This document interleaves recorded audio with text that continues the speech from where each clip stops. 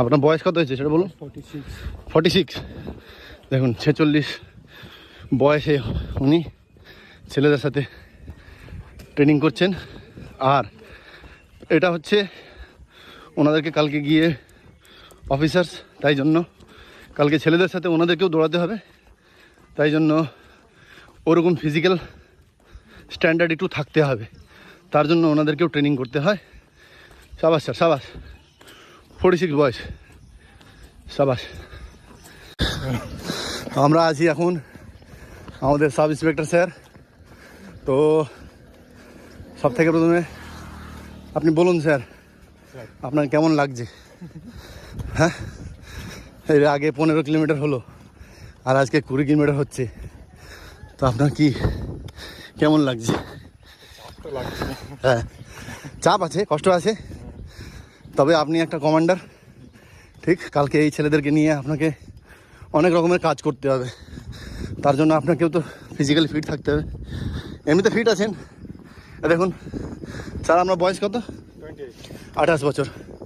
তো আপনার কত নম্বর ব্যাচ? 2021-এর উনি ব্যাচ সাব ইন্সপেক্টর। তো এখন উনিও ছেলেদের সাথে, কমান্ডোদের সাথে উনিও একটা কমান্ডার হিসাবে আছেন, কেননা কি পরবর্তী দিনে ওনাকে এই ছেলেদেরকে নিয়ে বিভিন্ন রকমের ডিউটি কন্ডাক্ট করতে হবে, তাই জন্য ওনাকে এই ট্রেনিং দিয়ে হয়ে যেতে হয়।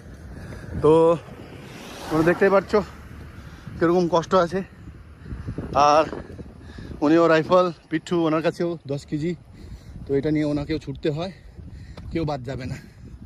কনস্টেবল থেকে নিয়ে এএসআই থেকে নিয়ে সাব ইন্সপেক্টর যত আছেন ওনাদেরকে এই ট্রেনিং দিয়ে হয়ে যেতে হবে। তো চলুন স্যার, একটু দৌড়ানো যাক নাকি? চলুন, সাবাস।